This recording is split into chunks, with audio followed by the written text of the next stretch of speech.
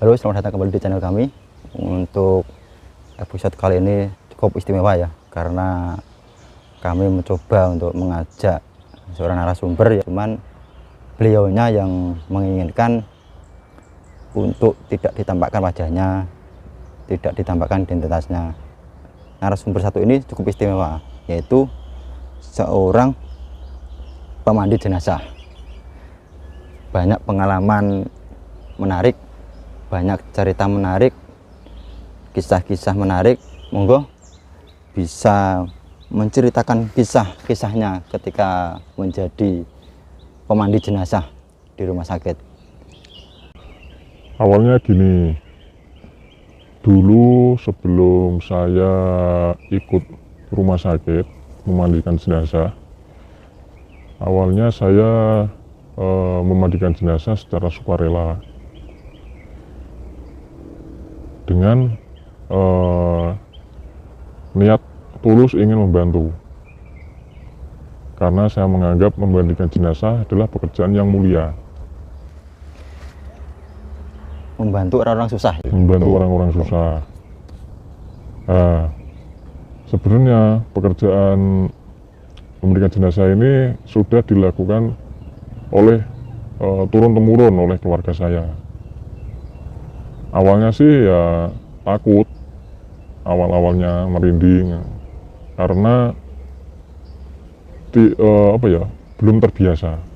Tapi kelama-kelamaan, karena ini adalah tugas mulia, saya sampai sekarang memandikan jenazah. Kemudian saya dikerjakan oleh rumah sakit, salah satu rumah sakit di Semarang, untuk memandikan jenazah-jenazah yang ada di rumah sakit. Banyak sekali kejadian yang saya alami dari memandikan korban jenazah, mulai dari korban kecelakaan, korban bencana alam, mayat yang tidak utuh, sampai mayat yang utuh, itu saya mandikan semua. Ada pengalaman ketika saya memandikan jenazah mayat kecelakaan. Itu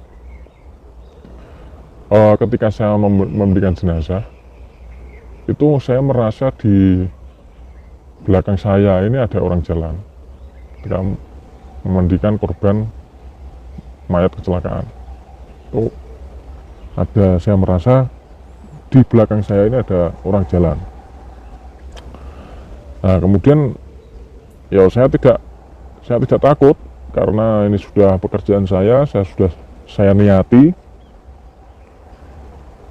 Ya saya cuma bilang begini, kalau saya di sini niatnya beribadah, ini ingin memandikan jenazah, jangan ganggu saya. Itu cerita saya.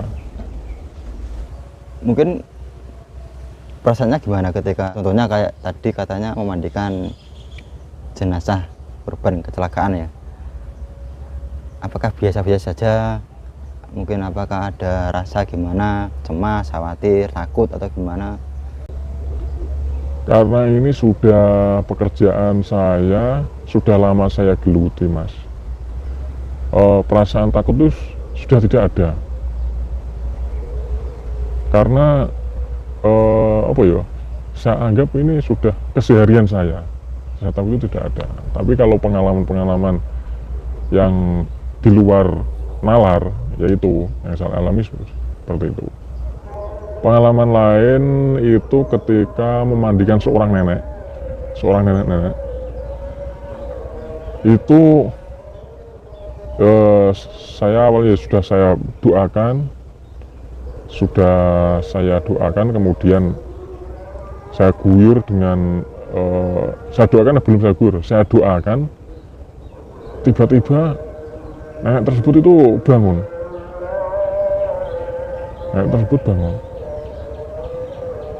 Kemudian duduk. Dia duduk. Setelah duduk kemudian tidur lagi.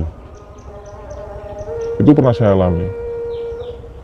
Lah, menurut pengakuan dari warga bahwa nenek tersebut itu konon katanya mempunyai ilmu lah, mempunyai ilmu. Terkenalnya di masa seperti itu. Ya ilmu apa ya, ilmu rawarontek atau apa? ya mungkin semacam itu. Ya, tadi kan Anda bicara bahwa Anda menangani beberapa mayat mulai dari korban bencana, kecelakaan, termasuk kriminal ya. Mungkin gimana terkait dari memandikan yang kasus-kasus mungkin ada otopsi atau apa itu? Saya ikut membantu rumah sakit, itu juga ada beberapa yang ikut saya tangani, namun juga ada beberapa yang saya tidak ikut menangani. Biasanya terkait dengan otopsi, itu saya tidak ikut menangani, Mas, karena itu berkaitan dengan kriminal dan yang harus ditangani oleh spesialis dari kedokteran forensik.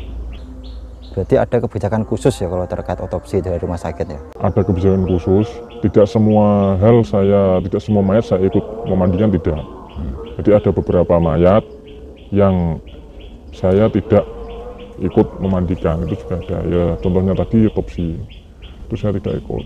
Mungkin ada pengalaman yang paling itu, memandikan mayat yang paling ekstrim itu apa? Memandikan mayat yang paling ekstrim itu kayak korban kecelakaan. Itu korban kecelakaan ya badannya ini sudah hancur. Nah itu biasanya kalau memandikan yang seperti itu cukup diguyur dengan air sabun, itu sudah cukup, Mas. Tidak perlu dikosoki sampai Ya sebagai manusia kan pastinya juga punya rasa takut, Mas ya. Itu kira-kira awal mulanya gimana kok bisa menghadapi, dan mungkin punya pengalaman seperti apa, mungkin punya proses seperti apa hingga Anda benar-benar tegar dan profesional sebagai seorang pemandi jenazah? Trik saya gini, Mas, untuk mengurangi rasa takut, untuk mengurangi. Yang saya juga manusia biasa, rasa takut itu pasti ada walaupun sedikit. Itu biasanya begini, Mas, saat memandikan jenazah saya berdoa, kemudian saya berusaha tidak melihat wajah dari si jasad, memandang wajah gitu tidak memandang wajah dari si mayit. Saya tidak memandang wajah untuk mengurangi rasa takut. Mengurangi rasa takut. Tapi tetap ada rasa takut itu. Rasa takut tetap ada, Mas, walaupun sedikit tetap ada. Karena saya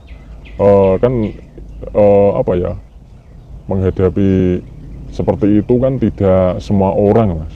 Nah, rasa takut itu pasti ada. Kemudian kecuali kalau memang membersihkan muka yang ketika hancur, sudah perlu dibersihkan muka dan tangan, mau tidak mau kan harus dilihat. Nah, itu terpaksa saya lihat, Mas. Kalau untuk yang normal-normal saja, saya berusaha tidak melihat wajah. Ya mungkin ada nggak ritual tertentu ketika harus menghadapi jenazah, ketika mau memandikan jenazah, atau mungkin punya sejenis pegangan atau apalah? Ini sebenarnya saya tidak mau publikasikan, Mas, sebenarnya, Mas. Ini kan sifatnya privat sebenarnya. Nah, tapi saya coba buka di sini lah. Untuk profesi saya sebagai memandikan jenazah ini kan dari turun temurun dari mbah-mbah saya, Mas, ya, dari mbah buyut saya. Memang sudah turun temurun. Itu saya dibawakan semacam rajah lah yang dibawa saat memandikan jenazah. Itu ada dari mbah saya. Kemudian jangan lupa berdoa, Mas, saat memandikan jenazah. Jangan lupa berdoa, memohon sama Tuhan supaya diberi kelancaran. Jadi tetap ya, menguatkan iman dan takwa. Menguatkan iman dan takwa. Yang paling penting adalah doa itu mas. Kemudian ya dibawa bekal semacam apa ya, rajah tulisan Arab itu kan juga dari mbah saya. Ya kemudian puasa mas. Awal-awal ketika saya menjalankan profesi ini, awalnya saya disuruh puasa dulu sama mbah saya. Puasanya itu ini ya pokoknya semacam puasa lah mas, tirakat lah, untuk supaya tidak penakut lah, supaya menjadi lebih berani saat menghadapi mayat, seperti itu mas. Berarti ini nggak bisa dipublikasikan ya terkait puasa seperti apa? Kalau itu saya nggak berani publikasi mas. Kalau itu nanti saja di belakang layar, nanti nggak bisa dipublikasikan karena itu pesan dari simbahnya seperti itu, orang tua itu ya. orang tua. Selain saya memandikan jenazah di rumah sakit, saya juga sering dimintai bantuan orang-orang kaya, biasanya mas, orang-orang Cina itu untuk memandikan jenazah. Biasanya kan kalau orang Cina itu kan biasanya kan wajahnya kan kalau mayat kan biasanya dihias. Nah kalau saya tidak sampai menghias wajah, tidak mas. Saya cuma jasa mendandani memandikan. wajah itu ada tertentu, mendandani mayat ada tertentu ya. Ada sendiri mas. Ada berarti khusus untuk memandikan memandikan jenazah saja. Dan saya juga bekerja di beberapa rumah sakit yang ada di Semarang, tidak hanya satu rumah sakit saja. Seperti itu. Jadi kalau di luar rumah sakit kebanyakan ya orang-orang Cina itu ya? Kebanyakan orang-orang Cina, orang-orang kaya, itu yang sering. Tapi orang Muslim juga ada? Orang Muslim juga ada, tapi kan ya. kebanyakan biasanya sudah ditangani Mbah Mudin ya, seperti itu. Ya mungkin sebelum konten ini kita tutup, mungkin ada pesan terakhir, monggo bisa sampaikan. Pesan saya begini mas, untuk anak-anak muda zaman sekarang, jangan melupakan untuk belajar memandikan jenazah, karena bagaimanapun memandikan jenazah itu sangat penting sekali mas, karena itu sebagai kita khususnya sebagai muslim, bahwa itu sifatnya fardu kifayah, tentu itu harus dipelajari kalau bisa. Dan memandikan jenazah ini kan juga bentuk penghormatan dari penghormatan terakhir dari kita yang masih hidup kepada si mayat. Kalau bisa jangan takut mas, ketika ada orang yang meninggal ikut nimbrung untuk memandikan, karena itu pertama adalah karena fardu kifayah tadi, yang kedua karena memang adalah suatu bentuk penghormatan terakhir kita. Kalau untuk saya sih jasa untuk